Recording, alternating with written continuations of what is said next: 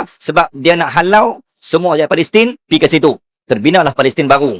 Golan pula, dia nak sebab apa? Sebab Bukit Golan ni, Allah buat secara natural semula jadi, dia merupakan sumber air. Air yang ditadah dan kita kata dialirkan ke bawah sampai masuk ke Tasik Tiberias dan Tasik Galili. Siapa yang masih ingat dan siapa yang tuan-tuan yang belajar kitab sejarah akhir zaman, Tasik Galili dan Tasik Tiberias ni, akhir zaman kiamat takkan berlaku sehingga kedua tasik ini menjadi kering. Tuan-tuan, 1 tahun tasik ni berkurang diameternya, kurang lebih 5 meter. 5 meter tu berkurang, 5 meter berkurang. Sehingga kering setemak berlaku. Keluarnya Dajjal dan Ya'juj. Kristian tak guna, dia tak percaya benda ni. Yahudi percaya mana-mana kekuasaan padan Madinah, di sinilah rekod. Antara kajian yang ditemui, ulama mengatakan bahawa Baidak ni adalah nama tempat dia Bukit Magnet. Siapa yang pernah sampai? Bukit Magnet ni nak pergi dalam, kalau tak jam 40 minit hingga 50 minit. Bukit Magnet ni tak ada apa. Dia hanya ada, dia memang hujung jalan mati. Dia kena patah balik. Keluasannya sekitar, tuan-tuan, Allahumma salli ala Muhammad, 180,000 km persegi. Dan dia hanya ada, kalau pergi hari ni lah, nak naik unta, banyak 10 rial. Orang jual kacang-kacang. Itu saja. Dan kalau tuan-tuan sampai, suasana dia macam agak hening. Dan keunikan Bukit Magnet, mana-mana kenderaan, sebab dia berbukit.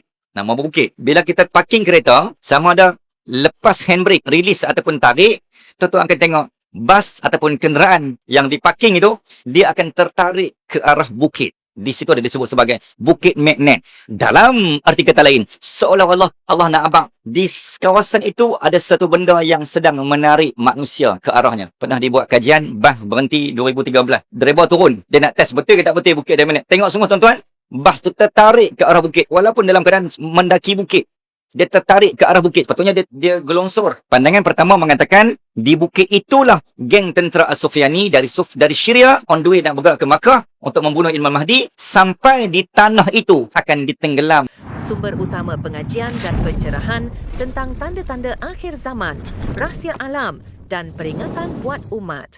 Bersama-sama kita bongkar ilmu, carikan kebenaran dan persiapkan diri menghadapi hari yang dijanjikan. Bincang dan menyambung siri perbincangan di bawah tajuk besar Sejarah Khalifah Kerajaan Uthmaniyah. Di mana tajuk malam ni saya ingin membawa fokus tumpu kita ke arah lokasi-lokasi yang disebut oleh baginda Rasul sallallahu alaihi wasallam ataupun peserta perang akhir zaman. Sila persiapkan jiwa, raga, teknikal, fizikal, spiritual anda, kerana kita akan masuk ke gerbang yang sangat mendebar, menggegar, menggoyang, menggoncangkan, kerana tajuk ini tajuk yang sangat berat dan besar. Kalau dalam game bola sepak, dia ada satu defense dan dia ada satu offense. Ada kalanya kita hanya bertahan. Ada kala kita melakukan satu gerakan ofensif, iaitu satu gerakan serangan. Serangan itu menunjukkan satu kebijaksanaan, tapi pertahanan itu menunjukkan satu kekuatan dan kekuasaan. Kita berada di fasa yang keempat. Fasa yang keempat ni disebut fasa yang Mulkan Jabriyah ataupun Mulkan Jabriyan. Fasa ni fasa yang tanah Islam semakin terlepas. Tanah ni, zaman yang umat Islam dibantai tanpa belas. Zaman ni, zaman yang penjajah cuba memadam sejarah tanpa bekas. Zaman ni, zaman yang orang cuba tindas menindas, balas berbalas. Ni zaman ni. Zaman yang wilayah, kuasa, hukum, umat, ukhuwah, kasih sayang, silaturahim, kepercayaan, kejujuran semakin terlepas ke tangan musuh. Ni zaman ni. Maka tugas umat Islam pada fasa yang keempat adalah kita nak pergi kutik balik mana-mana hukum, sejarah, adat, budaya, bukti, kegemilangan, sejarah kita hebat-hebat yang orang kutik tu, tanah-tanah kita yang dirampas, zaman ni tanggungjawab umat akhir zaman untuk pergi kutik, hampir ambil balik. Itu kita punya. Imam At-Tirmizi dari Abu Hurairah radhiyallahu ta'ala wa arda, bahawa Rasulullah sallallahu alaihi wasallam bersabda, akan keluar dari wilayah timur. Ulama tafsir Kitab Al-Fitan dalam bidang eskatologi akhir zaman mengatakan bahawa akan timbul beberapa panji, beberapa batalion, beberapa pasukan, beberapa regimen, beberapa pasukan tentera terbaik dunia. Yang pertama dari wilayah Min Qibalil Khurasan, iaitu Timur Parsi, Iran. Bendera-bendera panji hitam di mana tidak ada satu pun yang boleh menghalanginya, sehingga ia dikibarkan menakluki dan memenangi ke atas tanah Palestin, iaitu Elia. Elia ni tanah tempat tinggi, Yerusalem. Hadis yang pertama. Hadis yang kedua, Ibnu Majah meriwayatkan, kemudian munculnya bendera-bendera hitam dari arah timur. Dari arah timur inilah ulama tafsir membahagi kepada tiga. Satu, Parsi, yakni Iran, Khurasan. Yang kedua daripada wilayah Syam yang mengandungi 4 penjuru negara, Syria, Palestin, Lebanon dan juga Jordania. Termasuk Yaman. Kerana Yaman termasuk dalam doa Nabi, Allahumma barik lana fi Syamina wa barik lana fi Yamanina. 2. Dan timur yang ketiga, min qibalil masyriq, daripada wilayah laluan timur yang sering kali kita sebut, dan semua negara yang berada di timur. Lantas mereka memerangi kaum dengan satu peperangan yang belum pernah dialami oleh kaum sebelum ini. Baginda melanjutkan sabdanya, maka jika kamu melihat tentera-tentera itu, berbai'ahlah kamu walaupun terpaksa merangkak di atas salji. Maksudnya tuan-tuan, we have no choice. Bila sampai zaman tu, kita kena pijak 10 jari masuk tentera. Jadi bila Nabi sebut Islam akan bangkit dari timur, maka tuan-tuan, nak bangkit dari mana? Okay, jom kita tengok lokasi-lokasi yang telah dikenal pasti dalam hadis-hadis kitab Al-Fitan daripada pihak kita orang Islam maupun kepercayaan pihak Kristian yang dinamakan sebagai bidang ilmu eskatologi, ataupun dalam bahasa Yunani disebut eskatos. Lokasi ini, lokasi yang disebut oleh Nabi tentang kita kena support berjuang untuk memenangkan Islam. Kerana musuh akan conquer tempat ini kalau kita tak conquer. Yang pertama dinamakan sebagai Semenanjung Sinai. Semenanjung Sinai ini di bawah kerajaan Mamluk sekitar 1861 sehingga 1878. Kerajaan Mamluk adalah kerajaan yang menguasai bumi dunia ini sebelum kerajaan Utsmaniyah. Ketika Mamluk jatuh di bawah Sultan ataupun Khalifah Muhammad Ali Pasha, maka penggantinya adalah kerajaan Utsmaniyah. Jadi kerajaan Utsmaniyah memiliki ataupun memerintah, memegang perjalanan penguasaan hal ehwal pentadbiran negara Mesir ketika itu, termasuk Semenanjung Sinai. Kawasan Mesir ini kawasan yang disebut sebagai Ardul Barakah ataupun Ardul Kinanah, tempat Nabi Musa mendapat wahyu. Mana-mana bukit yang Nabi-Nabi pernah pijak untuk mendapatkan wahyu, musuh dia akan conquer dan dia akan take over. Kerana dia tak mau umat Islam duduk di tempat yang ada keberkatan mukjizat tapak kaki Nabi. Jadi antara tujuan kenapa musuh-musuh Islam nak menguasai Semenanjung Sinai, sebab dia nak kita terputus terus daripada keberkatan tapak kaki Nabi yang pernah mendapat mukjizat wahyu dari situ. Okey, lokasi konflik perang akhir zaman yang pertama, Semenanjung Sinai ni tuan-tuan, di bawah kerajaan Mamluk, lepas tu pas dekat Ottoman. Okay, apa berlaku? Bila Yahud, General Allenby ni adalah orang pertama daripada British dan Inggeris yang masuk ke dalam Palestin. 1927. Ni cerita sebelum Yahudi masuk. Dia orang pertama masuk secara senyap. Selepas Turki jatuh, baru masuk orang kampung buat main sikit membentuk kerajaan negara Yahudi. 1948, 15 Mei. Kenapa mereka nak kuasai Mesir ni? Yang pertama, Mesir ada bumi yang ada berkat, yang ada ruh. Satu. Yang kedua, Mesir ni mempunyai logistik dan kekuatan negara yang banyak bukit. Jadi mana-mana negara yang ada bukit memberi satu advantage kepada musuh jika mereka take over, boleh menggunakan bukit sebagai pendinding dan penahan bila berlakunya perang. Ini antara tujuan spiritual dan teknikal. Kenapa Semenanjung Sinai ni nak dikuasai oleh Yahud. Akhirnya tuan-tuan, pada 1967, berlaku perang, dia panggil Perang 6 Hari. Di mana Israel, Yahud ketika itu dah menguasai Palestin. Mereka menggunakan segala kekuatan yang ada. Akhirnya berlakulah perang fasa pertama 1967. Waktu ni tuan-tuan, Arab berada dalam jaluran dan gabungan gagasan dia panggil Liga Arab. Waktu ni kita ada 6 negara Arab. Yang lead adalah Mesir dan Syria. Berlaku perlawanan tuan-tuan dan puan-puan. Akhirnya Israel menang tipis. Saya tak detail sangat kat sini tuan-tuan sebab banyak kita nak bincang ni. Okay. Bila lawan punya lawan, kekuatan Israel waktu tu lebih bersedia dari segi artileri dan juga militeri serta infanteri. Barisan tentera Israel lebih bersedia. Akhirnya Israel menang tipis 1-0. Bila menang tuan-tuan, Sinai dan juga yang kedua Bukit Golan. Bukit Golan ni dia berada di Syria. Tapi sekarang dalam wilayah Israel. Israel dah take over dah. Pada 1967, 2 tanah Islam telah dirampas dan 2 tanah Islam sudah terlepas, iaitu Sinai dan juga Golan. Dua-dua ni aset mahal berharga untuk umat Islam. Tapi kita tak belajar sejarah. Umat Islam semakin lena, nganga, terpesona dengan harta, tawaran dunia. Akhirnya kita membiarkan dua aset dunia ni terlepas ke tangan Yahud. 1967. Akhirnya tuan-tuan dan puan-puan, 1973, geng Arab yang dikuasai dan dipimpin oleh Mesir dan juga Syria ketika itu bagaikan tersedar dan tertampar. Itu tanah kita kot. Pasal apa kita biar terlepas ni? Tak boleh ni. Kita kena kumpulkan semula kekuatan. 6 tahun berikutnya berlaku serangan kali kedua. Liga Arab berlawan dengan Israel. Dia panggil perang Yom Kippur. Perang inilah yang menjadi titik takut dan titik jatuhnya Israel, di mana wilayah Bukit Golan dan juga Semenanjung Sinai, tuan-tuan, kembali ke tangan. 1973, 6 Oktober. Itulah kali terakhir mereka, Israel, mendapat serangan yang paling amat dahsyat sehinggakan Sinai dan Golan terlepas dari tangan mereka dan kembali menjadi hak milik kita. 1979, maka berlakulah Deal of Century, di mana Israel telah membeli jiwa pemimpin-pemimpin Arab dalam MOU, Memorandum of Understanding 1979.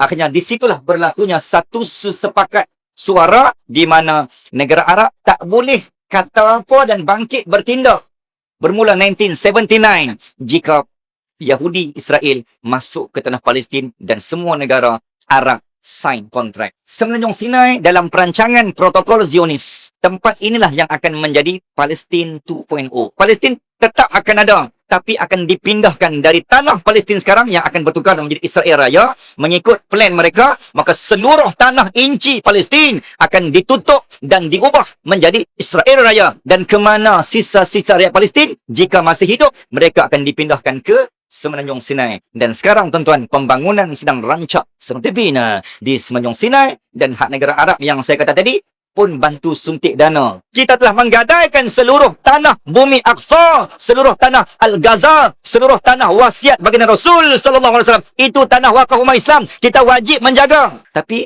pemimpin Arab waktu tu telah berjaya dibeli. Akhirnya itulah Semenanjung Sinai. Target mereka akan menjadi tempat Palestin yang akan di-clear. Itulah kita panggil ethnic cleansing, pembersihan etnik. Dan etnik kalau ada, Palestin kalau ada, semua nak dipindahkan ke Semenanjung Sinai. Tuan-tuan dan puan-puan, untuk rekod, Semenanjung Sinai mempunyai keluasan 60,000 km persegi yang dulunya di bawah pentadbiran kerajaan Mamluk dan seterusnya di bawah pentadbiran kerajaan Utsmaniyah. Dan waktu itu juga Utsmaniyah yang menjaga hal ehwal pentadbiran, memastikan setiap anak Gaza, anak Mesir, anak Sinai menjadi anak mereka. Tak ada umat dan rakyat yang akan tidur dalam kelaparan sepanjang di bawah pentadbiran kerajaan Utsmaniyah. Wallah. Tu cerita yang Golan dan juga Semenanjung Sinai. Jadi dua-dua ni sekarang kat mana? Dua-dua ni masih berada di bawah Israel lah. Sebab mereka dah rampas balik. Sallallahu alaihi wasallam. Walaupun 1973 kita ambil balik. Dan sekarang kedua-dua ni di bawah wilayah taklukan penjajahan Israel. Sinai dan juga Golan. Kerana termaktub perjanjian MOU 1979 bersama dengan kerajaan negara Liga Arab di sekitar negara Palestin. Semenanjung Sinai dia nak sangat sebab apa? Sebab dia nak halau semua rakyat Palestin pergi ke situ. Terbinalah Palestin baru. Golan pula dia nak sebab apa? Sebab Bukit Golan ni Allah buat secara natural semula, jadi dia merupakan sumber air. Air yang ditadah dan kita kata dialirkan ke bawah sampai masuk ke Tasik Tiberias dan Tasik Galili. Siapa yang masih ingat dan siapa yang tuan-tuan yang belajar kitab sejarah akhir zaman, Tasik Galili dan Tasik Tiberias ni akhir zaman kiamat takkan berlaku sehingga kedua tasik ini menjadi kering. Tuan-tuan, 1 tahun tasik ni berkurang diameternya kurang lebih 5 meter. 5 meter tu berkurang, 5 meter berkurang. Sehingga kering setitis pun tak ada. Kiamat berlaku. Keluarnya Dajjal dan Ya'juj wa Ma'juj. Jadi untuk menghalang benda tu berlaku, maka Israel telah menggunakan kesempatan kedudukan, position, geografi Bukit Golan untuk memastikan air sentiasa penuh. Kalau air kering, dia tak mau Al-Mahdi muncul. Itu dia punya macam cubaan untuk menafikan hakikat akhir zaman. 2. Yang ketiga, namanya adalah Harmageddon. Harmageddon ni sekarang berada di wilayah Palestin. Harmageddon dalam bahasa Hebrew. Yahudi Israel menggunakan bahasa Hebrew, Ibrani. Bahasa Nabi Musa dulu. Okey. Har maksudnya bukit. Mageddon adalah lembah. Sebukit yang ada lembah. Dalam kitab Al-Fitan disebut Majdiliyon ni ada dalam kitab kita. Semua lokasi yang terlibat dalam perang ni bukan hanya mengikut kepercayaan Yahudi dan Rom, Kristian, tapi disebut langsung dalam kitab-kitab Al-Fitan dan hadis-hadis yang dibawa oleh antaranya Huzaifah Al-Yamani, penyimpan rahsia sulit tentang hadis-hadis akhir zaman yang Nabi tak bagi kat orang lain, hanya dia yang simpan. Armageddon ni tuan-tuan mempunyai keluasan ketinggian sekitar 449 meter dari paras laut, keluasannya 15 hektar. Kepercayaan orang Yahudi, ni Yahudi je, Kristian tak guna, dia tak percaya benda ni. Yahudi percaya mana-mana kekuasaan, ketenteraan, kerajaan yang menguasai bukit ini secara keseluruhan dan total, dan mereka akan berjaya menguasai bumi. Dan sekarang mereka percaya bahawa now, kami world number one. Kami menguasai dunia. Kami menguasai bumi. Kerana kami telah berjaya menakluki wilayah Armageddon. Bukit ni dalam Palestin lah. Dan sekarang berada di utara Palestin. Dan sekarang berada di wilayah negara Israel. Penguasaan Armageddon ni, ataupun yang ni yang kita sebut Armageddon. Kan ada filem Hollywood Armageddon. So dia ambil daripada ni lah, nama ni lah, Armageddon, iaitu perang akhir. Armageddon ni nama bukit. Apa fungsi Armageddon ataupun Armageddon ni pada Israel? Sekarang menjadi tempat mereka meletak dan memaksimumkan Iron Dome. Semua rudal dan peluru berpandu dari 5 penjuru serangan. Sinai, Golan, Armageddon, ini fasa kita. Fasa sekarang ni. Dan yang keempat, yang ni mungkin kita tak sempat. Tapi tuan-tuan doa supaya kita sempat sebab nak tengok betul macam mana the real situation. Okey. Cerita dia, yang ni apabila Imam Mahdi telah muncul. Okey, semakin hampir, semakin dekat. Bila tanda Imam Mahdi muncul, bila ketiga-tiga bukit atas tu telah dikuasai musuh. Sebab tu saya susun mengikut timeline dan kronologi. Bukan saja-saja tu. Dia ikut timing dia. Bila tiga-tiga dia dikuasai, tak ada siapa nak selamatkan bumi, maka lahirlah superwira, adiwira yang akan menyelamat dan mengampas balik hak yang telah dirampas. Datanglah Al-Mahdi. Saya ringkaskan tuan-tuan dan puan-puan, muslimin dan muslimat rahmatullah. Ketika Al-Mahdi dizahirkan, fayazharuna alaihim, dibai'ah dan dijelas serta dizahirkan oleh Allah Azza wa Jalla, di belakang Al-Mahdi ada 313 orang ulama. Ini antara pandangan ahli sirah dan ulama Al-Fitan mengatakan zaman tu kita akan kembali seperti duduk pada zaman Nabi kerana Al-Mahdi seperti Nabi dan sahabat dan 300 ulama yang di belakang dia yang menyokong dia umpama akhlak sahabat. Jadi siapa yang hidup zaman tu, kita rasa seolah-olah kita akan duduk seperti ada Nabi. Kerana zaman tu mengimbau semula peperangan Badar Al-Kubra, 313 Badar. Maka Al-Mahdi juga memiliki 313 orang ulama yang juga penyokong dan pendukung tegar dan setia waktu tu. Jadi siapa yang sempat sampai zaman tu, kita rasa seolah-olah kita duduk di zaman Badar, Madinah, Al-Munawwarah Kubra, 2 Hijrah, 17 Ramadan akan berulang. Apa berlaku di Baidak ni? Baidak ni persempadanan antara Madinah nak pergi ke Mekah. Tuan-tuan puan, bagi siapa jemaah haji yang pernah menunaikan haji ataupun umrah, ketika nak berlepas dan bergerak untuk masuk ke kota Mekah bagi menunaikan umrah, kita akan melalui dan kita akan melepasi sempadan Zulhulaifah ataupun Masjid Asy-Syajarah ataupun Masjid Bir Ali untuk menunaikan miqat, iaitu niat nawaitul umrata wa ahramtu biha lillahi ta'ala. Disitulah titik mulanya. Ketika kita labbaik Allahumma labbaik, labbaik la syarika lak labbaik. Dalam ihram, kita bergerak menuju Mekah sekitar 445 km jarak bas. Kalau jarak kereta api 373. Kalau jarak jalan kaki 507.8 km. Yang ni hanya 5 orang yang pernah lalu daripada Mekah ke Madinah, laluan asal Nabi dalam hijrah. Ketika kita bergerak daripada Zulhulaifah menuju ke Mekah, akan ada satu simpang 3 sempadan. Hanya mutawif yang dia faham cerita akhir zaman, dia akan cerita bila sampai sempadan tu. Sebab tak semua jemaah umrah yang akan dibawa ke sini. Jadi ilmu akhir zaman diperlukan bila pergi umrah ni ataupun haji. Dan mutawif tu kena tahu dan dia kena cerita. Baidak ni tuan-tuan, dalam kajian saya, dia ada satu pandangan. Ketika Al-Mahdi keluar, akan datang dari Syam ataupun dari Syria. Dalam rekod hadis Nabi, antara tentera yang mula-mula menyerang dan menentang adalah Arab, Syiah. Sebab Syiah, dia tak mengaku Imam Mahdi tu dari kalangan Ahlussunnah wal Jamaah. Dia mengaku Imam Mahdi muncul, tapi mesti daripada jalur dan leluhur Imam 12. Dia mesti geng dia. Bila Imam Mahdi muncul ni, tentera As-Sufyani bergerak dari Syria ke Mekah sebab waktu tu Imam Mahdi dibai'ah di Mekah. Kan antara Hajar Aswad dan juga makam Ibrahim. Ketika itu tuan-tuan dan puan-puan, mereka cuba nak menggagalkan misi Al-Mahdi menakluki Palestin dan Baitul Maqdis yang masih dikuasai oleh Yahudi pada ketika itu. Maka bergeraklah 300 tentera. Ketika sampai, tuan-tuan dan puan-puan, nak masuk dari Syria nak pergi ke Mekah, ada dua laluan. Satu, Syria, Jordan, Madinah, Mekah. Satu lagi laluan, Syria, Iraq, Madinah, Mekah. Laluan yang digunakan pakai lebih dekat adalah menggunakan laluan Iraq. Sebab tu, mana-mana laluan yang melibatkan negara-negara nak pergi ke Al-Mahdi ni, mesti dihancurkan oleh Yahudi. Apa berlaku Iraq? Apa berlaku Syria? Apa berlaku Jordan? Semua laluan ni adalah untuk memudahkan akses lalu kepada Al-Masih, Al-Dajjal untuk menaluki Mekah dan Madinah. Negara Arab ni mesti dihancurkan akidah dia. Bila sampai di sempadan Madinah, di sinilah rekod. Antara kajian yang ditemui, ulama mengatakan bahawa Baidah ni adalah nama tempat dia Bukit Magnet. Siapa yang pernah sampai? Bukit Magnet ni nak pergi dalam, kalau tak jam, 40 minit hingga 50 minit. Bukit Magnet ni tak ada apa. Dia hanya ada, dia memang hujung jalan mati. Dia kena patah balik. Keluasannya sekitar, tuan-tuan, Allahumma salli ala Muhammad, 180,000 km persegi. Dan dia hanya ada, kalau pergi hari ni lah, nak naik unta, banyak 10 rial. Orang jual kacang-kacang.